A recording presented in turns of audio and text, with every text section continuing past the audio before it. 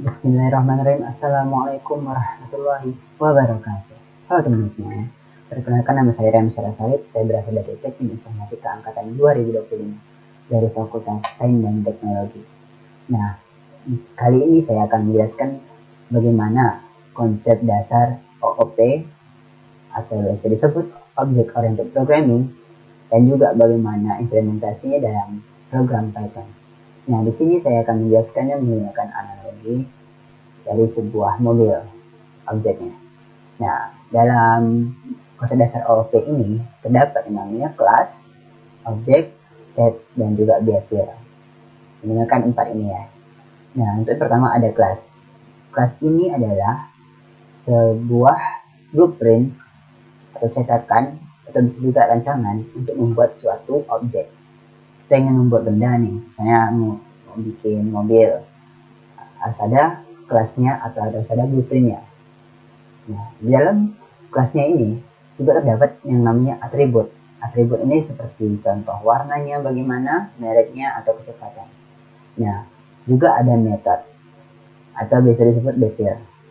Ada bagaimana jalannya, ada cara jalannya, ada remnya bagaimana, atau dia aksi klaksonnya.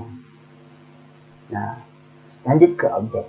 Objek ini adalah sebuah bentuk nyata dari blueprint tadi. Nah, ini bentuk nyatanya. Mobil ya. Lanjut ke stats. Nah, di stats ini adalah informasi tentang data atau kondisi dari objek tersebut. Contohnya gini, warna dari objeknya apa? Merah.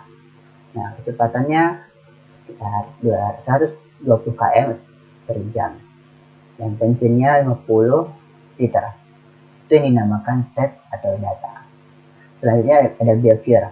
Nah, behavior atau metode tadi adalah sebuah informasi tentang aksi atau fungsi dari objek tersebut.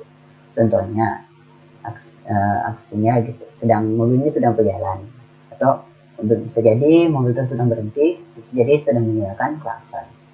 Nah, itu penjelasan dari konsep dasar OOP. Selanjutnya kita lanjut ke implementasi di program Python ya. Nah, seperti ini. Di sini saya sudah membuat kelas. Saya ingin membuat ini restoran. Nah, untuk kelasnya seperti ini, saya membuat kelas restoran. Nah, di dalam restoran itu tentu ada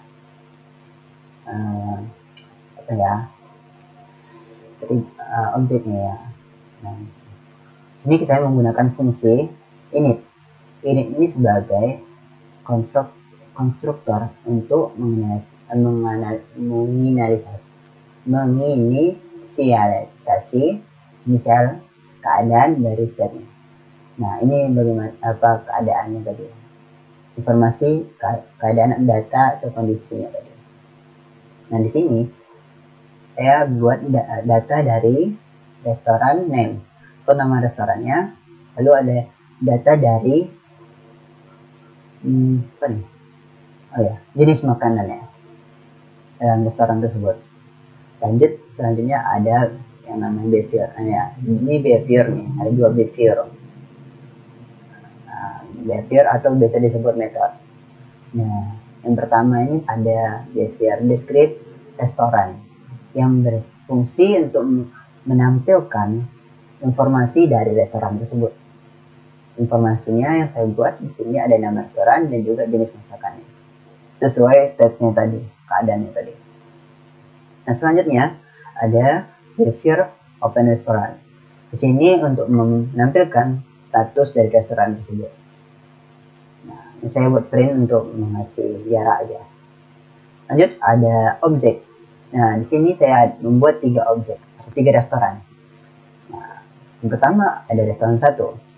Nama restorannya Sate Khas Bang Rey. Nah, untuk jenis makanannya ada sate. Lalu ada restoran kedua, nama restorannya Nasi Padang Kita. Nah, untuk jenis masakannya nasi padang. Lanjut ke restoran ketiga, ada ayam geprek nagih, nama restorannya, dan juga jenis makanannya ayam geprek. Nah, ini kan udah kita buat nih kelas, stats, objeknya apa, dan juga behaviornya. Tentulah kita panggil fungsi-fungsi tadi. Nah, ini saya menggunakan ini untuk memanggilnya.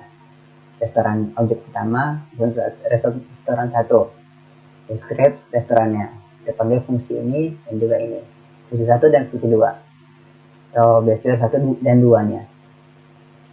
Lalu ini print saya buat ini untuk mengasih jarak aja. Lanjut ke restoran 2 dan restoran 3. Itu hasilnya seperti ini. Nah, sebentar. Nah, ini dia. Nih. Itu outputnya seperti ini. Nama restoran, jenis masakan, dan juga status restoran. Next, di sini saya juga membuat kelas usernya. Kelas dari sebuah user. Nah, di sini juga menggunakan init sebagai konstruktor dari sebuah data itu atau stats. Di sini saya menggunakan data nama awal dan nama terakhir dan email dan juga umur. Nah, untuk behaviornya atau metodenya, pertama tentang description user, informasi seputar usernya, ada nama depan dia, belakang dia, email, dan juga usianya. Greet user adalah behavior atau metode yang untuk sebagai ucapan kepada usernya, status ucapan lah ya. Next ada objeknya saya dibuat di sini ada 2, user 1 sebagai namanya Rehan, nama depannya, nama belakangnya Elfarid, nama emailnya rehan.elfarid@gmail.com, dan juga umurnya 25. Terus juga kita ganti sesuai ya. Sekarang umurnya 16.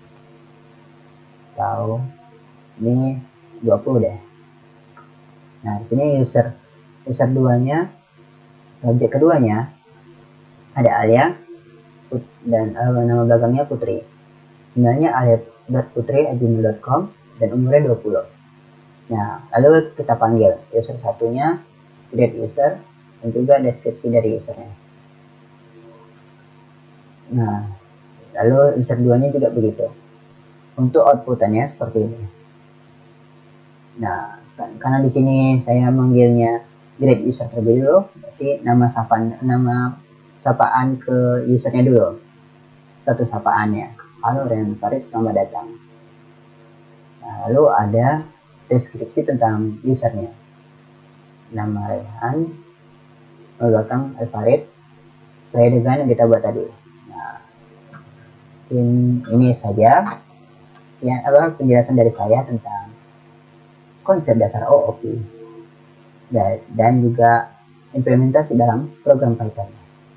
Nah, sekian, terima kasih atas segala perhatian. Mohon maaf jika ada banyak kekurangan. Saya akhiri. Wassalamualaikum warahmatullahi wabarakatuh.